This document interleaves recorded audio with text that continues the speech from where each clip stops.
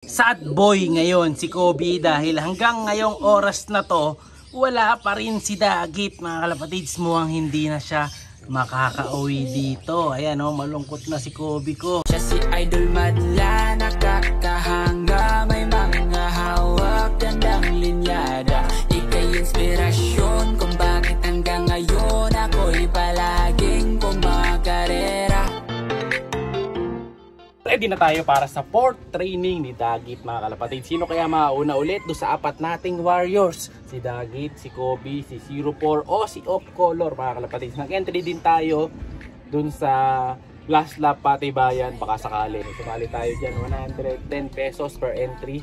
So sinali natin dalawa. Si Dagit di ko na sinali kasi nga hindi naman sa atin. Ang sinali ko lang si Off Color saka si 04 no? Kasi yun ang plano nating pasagad sa laban na to mga kalapatid. So hopefully makatapos sila makagraduate, diba? Medyo makulimlim. Ito nga pala yung forecast natin for today para sa Hero na Tarlac ba? Tama, ayan. So parating na siguro yon. Nasa speed na tayo ng 1.4 pababa. So abang-abang na tayo. Malapit na dumating yung mga warriors natin. Nasa na kaya sila? Medyo madilim doon, no? Namumudo sa area na yun yung kadiliman ng ulap mga kalapatid. Ano? Mukhang uulan mamaya na naman kasi 60% chance of rain mamaya ay nakalagay eh. Wala kung magkatotoo. Tingnan natin kung may mga matchechepuan tayo mga parating na ibon. Yan, abang-abang na tayo. Kala ko makakapag-time check ako ng matino na makita ko yung relo ko dito alas 11 na. Mali yung oras. Kakanati na pa. Kaya abang-abang na lang tayo dito. Pag may nakita tayo, ispatan agad natin. Dahil baka mamaya si Dagit na yon.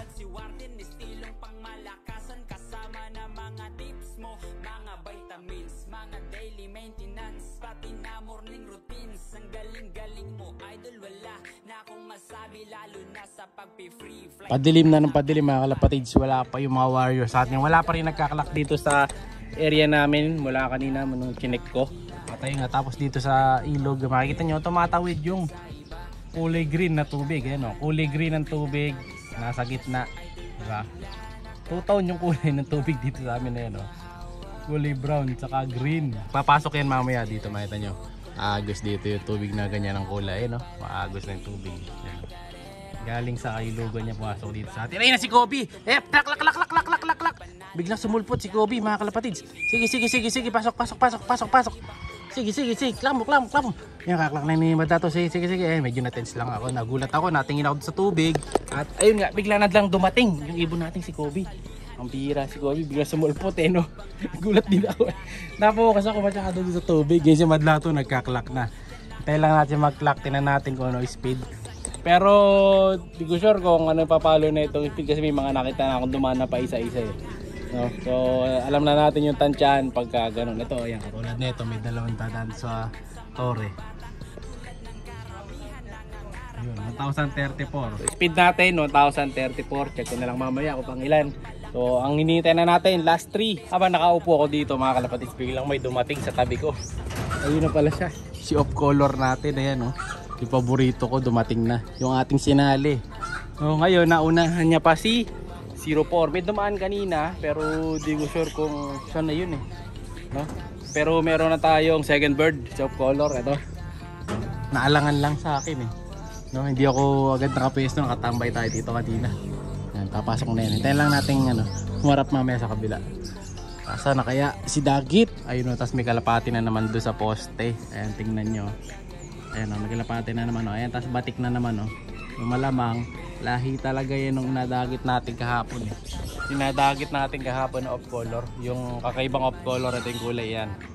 So malamang, isa may-ari niyan sa kanong kulay pink na nadagit natin dati. Kasi mga batik eh. Tapos kinukulayan lang, no? Kasi uso talaga dati yun, yung ganun. Yung kinukulayan, yung kalapate para astig. Ito, tulak na natin yata ito.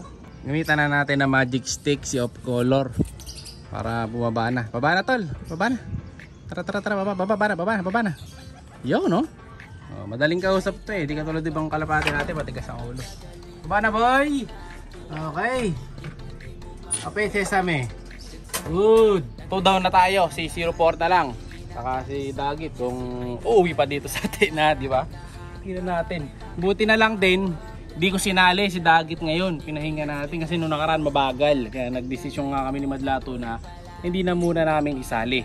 no? So tama lang din naman kasi dalawang ibon na dito sa atin ang nauna.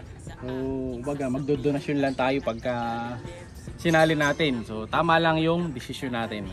So goods lang. Ang mahalaga lang makumpleto tayo ngayong araw. Ito mayroon dalawa, batik na naman no.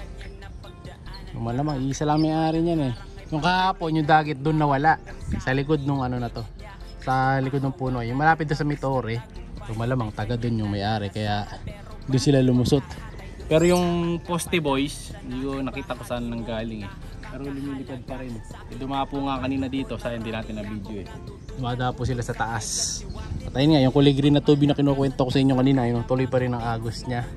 Papunta pa rin sa kaliwa. Ibig sabihin yan, pataas ang tubig papunta rito. Pag ang tubig papunta naman doon sa kanan, pababa ang tubig. Pa low tide. Ito pa high tide yan. Unti-unti na naging green yung bunga to. Yan. May green na hanggang sa pumasok yan dito. At tuluyan na maging berde. Ayun, kaninong ibon to? Checker, hindi sa atin to. Negative, kala ko sa atin. Iba yan. Pero landing yata. Kanino to? Ay, sa atin na to. Sa atin pala. Ito na, buwaba na. 04.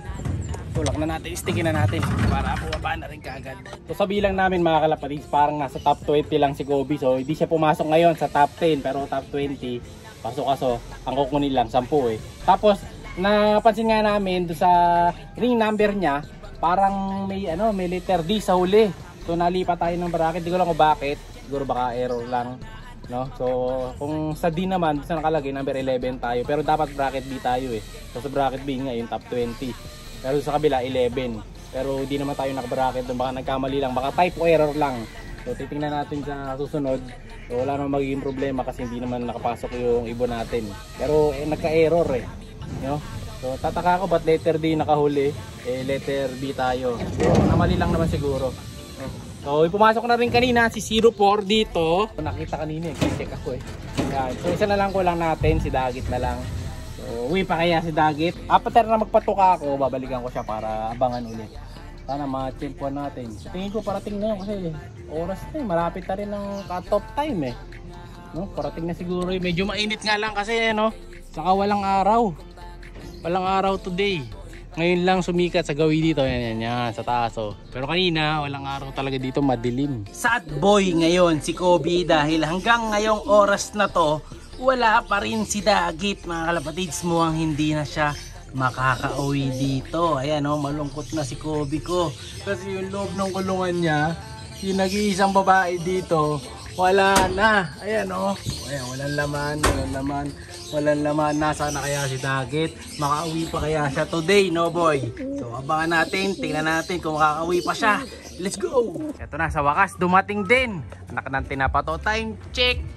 Mag-aalas 11 na siya dumating mga kalapatids. Ayan late na dumating si Dagit, muntik nang maging byudo yung ibon natin si Kobe. Dahil nga late yung ibon na to. Sige, tulak. Sige, nasa kanto. Ayan pasunurin siya ngayon mga kapatids. Dati, ang hirap tulak na ito, no? Taga, matalino rin talaga pumasok na mga kalapatids. Tulak natin, ayaw matulak. Sige. Alright, ayun, clock in na si Dagit. Tingnan natin, kamustahin natin siya kung okay ba naman. Eto na si Dagit mga kalapatids. Mukhang uminom na sa labas. Ayan may umbok yung butche. Tinapa ka. So nahihirapan na siya dahil nga medyo may pagkapayatot etong si Dagit. Pero at least kahit papano nakauwi pa siya. Ang lungkot na ng asawa mo kanina. Ayun namamaris na nga tuloy sa lalaki. Dahil akala niya hindi ka na uuwi. Akala rin namin lahat na nanonood hindi ka na uuwi, boy. Pero girl. Buti na lang nakauwi ka pa. Ayan medyo hingal-hingal po. Gumagalaw-galaw pa yung kanyang lalamunan. Pero at least nakauwi pa rin mga kalapatids. Lusot pa siya sa Hirona Tarlac. Tarlac pa lang yan, boy.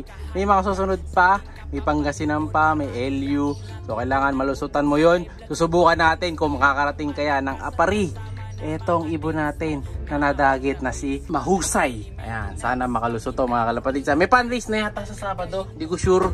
Pa kasi nabanggit dun sa live baka may pan race na daw. Pero di pa sure, no? So gusto nyo bang kasali natin sa pan race to? Comment lang kayo mga kalapatids. Ayan, para malaman natin yung pulsuhan kung isasali ba natin si Dagit o hindi. Pero dahil may laman yung butsin niya, titiktikin muna natin to. Alam nyo yung ginagawa doon, hindi ko na kailangan pakita. Tatanggalin natin yung laman ng butsin niya kung talagang nakainom nga. Kasi delikado yun, baka madali siya ng sakit or baka nakainom sa palayan, baka matigok pa yung ibon na to, no? So alam na this. Thank you. Umuwi ka pa. Masaya na kami. Umuwi ka lang. Bye! Siya'y kalapatistang napakagaling na kinakilala.